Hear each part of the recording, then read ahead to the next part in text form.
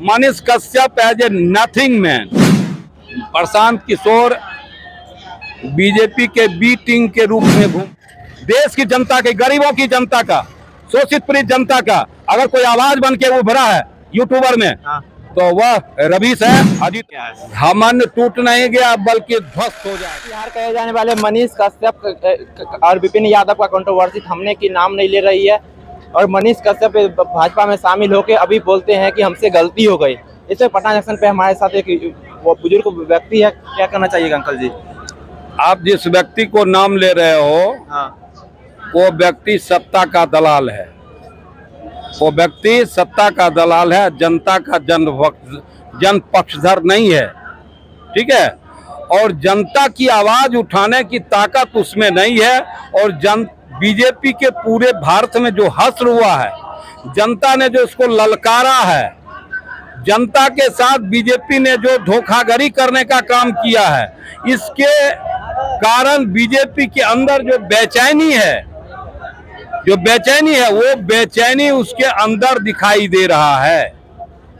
क्या लग रहा है, जिस तरह पहले रोड पे जाके रिपोर्टिंग करते थे अब ऑफिस में ही रिपोर्टिंग कर रहे हैं, वो ऑफिस में पीछे क्या कारण हो सकता है? एक ही कारण है कि वो जनता से कट चुके हैं।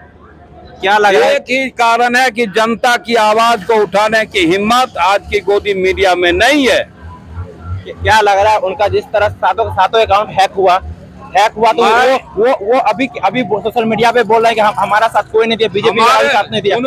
Manish Kashyap as a nothing man, हमारा देश की जनता के, गरीबों की जनता का, शोषित पीड़ित जनता का अगर कोई आवाज बन के उभरा है यूट्यूबर में, तो वह रवीश है, अजीत अंजुम है, ऐसे लोग हैं। ये लोग सत्ता के दलाल हैं।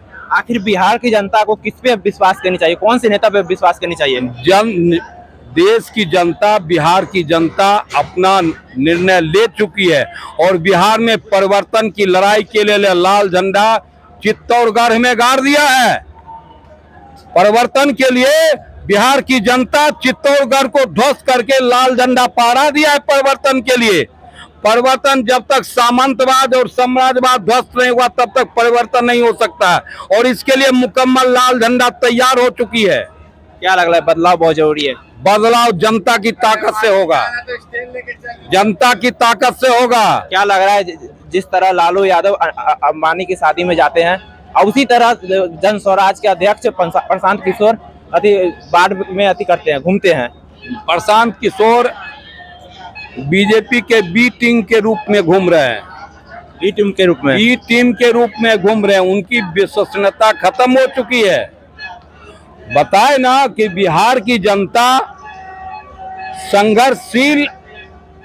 संघर्षशील परिवर्तनकारी जो शक्तियां उसके तरफ टकटकी निगाह से देख रही है और इसका साक्षात बिहार उदाहरण है कि बड़े बड़े मठाधीश चित्तौड़गढ़ में खड़े थे, पैसा, धन, बल, हथियार सब से, लेकिन मात्र 20 रुपया के बॉन्ड पर, देखा ना कि मात्र 20 रुपया के जनता के सहयोग के बल पर और जनता के बल पर चित्तौड़गढ़ को ध्वस्त करने का काम CPIML माले ने किया है।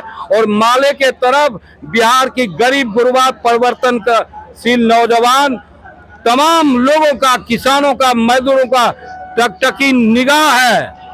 परसों रविंद्र भवन में एक जबरदस्त कार्यकर्ताओं के बिहार स्टेट लेवल का जहाँ तो प्रोग्राम था और दिखाई जो पड़ा, इतनी उत्साह थी और इतना जज्बा था, इतना जमीर था जो जमीर दूसरे जगह नहीं दिखाई पड़ता है। क्या लग रहा है, जिस तरह मनीष कश्यप बीजेपी में जाने से पहले रिपोर्टिंग करते थे, लोग बोलते थे वो लोग बोलते थे वो भाजपा का एजेंट है, और उसी तरह भी प्रशांत किशोर बिहार में वोट के लिए वोट मांग रहे लोगों से, काफी सारे जगह घूम रहे हैं, पद यात्रा निकाल रहे हैं। ऐसा तो नहीं है जीत के बाद। अभी MG अकबर का नाम सुना? नाम सुना है? उसके बारे में जानते थे?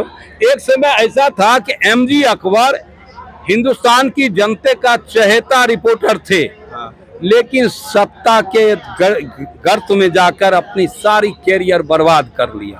और आज अजीत अंजुम, मनोज वाजपेयी, रवीश जी ये चहेते बन चुके हैं, चहेते बन गए। भर भर रात उनका यूट्यूब लोग देखते हैं और इन सारे का मार्केट खत्म हो गया।